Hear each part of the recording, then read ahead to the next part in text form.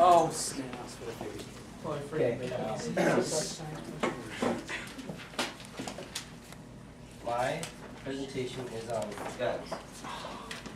Basically, first guns. The first guns were basically invented by the Chinese. They were called hand cannons. It's like a little cannon they would hold in their hand, hold like this. Like 3 people work on this little thing. The guy would hold it like this. The guy would put the powder and then the projectile, and then go like this and stick a fuse down the barrel on the top. There's 3 guys holding this. So be like, you firing it yet? You got it ready? Yeah, it's ready. Is it firing yet? No. You have to wait for the fuse to get down to the chamber and it blows up.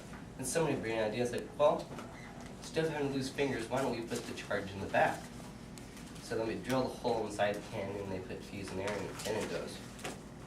And let's see, Chinese use bamboo sticks, bamboo for their cannons stuff. I didn't think bamboo would last, but basically they had a cannon. They would mount it, and they didn't use cannons very much in wars because they weren't perfect for guns. They weren't good, basically.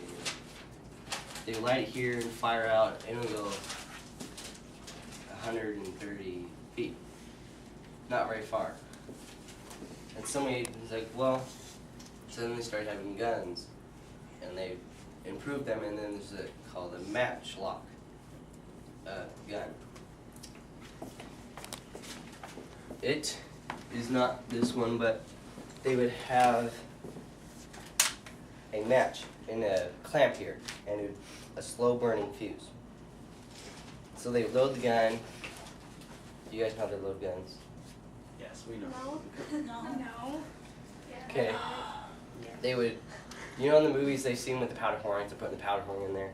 That's not right. You don't put the powder horn there, you have too much or not enough. So they have little tablets, put powder in the tablet, then pour it in here, put the ball in, takes the thing out, jam it in there. And then they have a thing called a pan. It's a little thing that sits right here. This one doesn't have one, but it's a pan. They put a little bit of powder in there, and they have a pan slide. You open the slide, and this new gun had a lever that goes down like this. You'd pull the lever, and the thing would go the speed that you pull it. Pull like this and go like that, and the fuse would go down, touch the powder and blow up the inside, and send the bullet flying. And they improved those, and the problem was you had fuse. Well, the fuse goes out, you're either lighting it, and like in 7th Samurai, you ever seen that movie? Sorry. Well, you can see the fuse in the dark, and the samurais use that to point out where the gunmen are, you know, and shoot arrows at them and stuff. And so it wasn't very safe. In night guards, you can see where the night guard is, and if you're a night guard, you'd go through a mile of wick per year of the wick if you're a night guard. That's somebody's like, well, I'm gonna change that. Then they invented the wheel lock. That is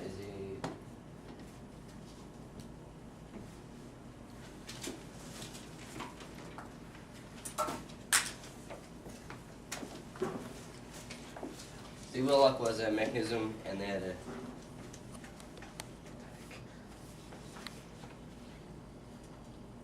here's the pan, and the gun would just go out, and it had a wheel thingy here. Some little weird mechanism. Anyway, this thing was around the 1500s, and I forgot to do my pictures of it, but they had so many springs and gadgets in this thing. So we'd load it like a regular gun, put the charge in, pull this back halfway, and turn the speed or click, and then you pull it back all the way and fire. They used that from the 1500s to the 1600s, somewhere around then. And somebody says, well, this case kind of takes a while, so I'm going to invent the flintlock. It's the gun that a lot of people used in the Revolutionary War.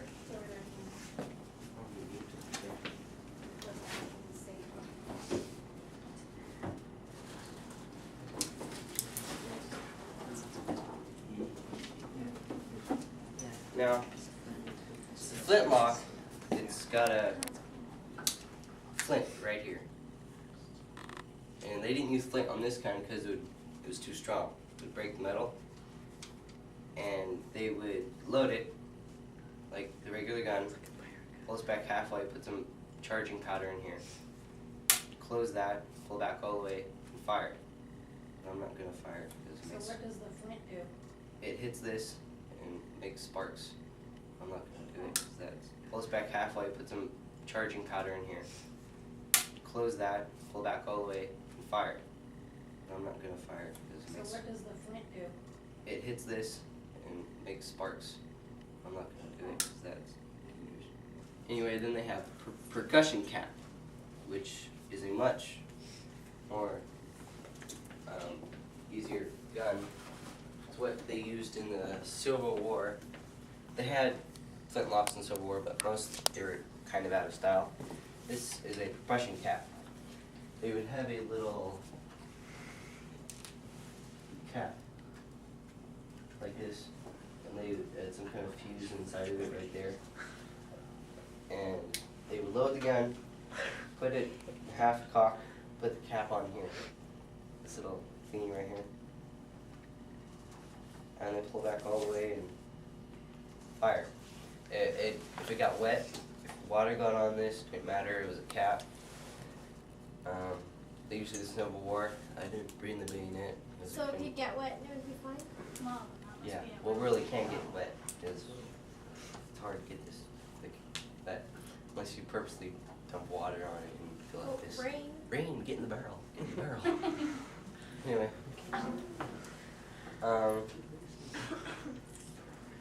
yeah, questions? Yes. I have a lot. Okay. You guys will probably laugh at this, but when you were talking about the matchlock gun, you were saying they actually used a match?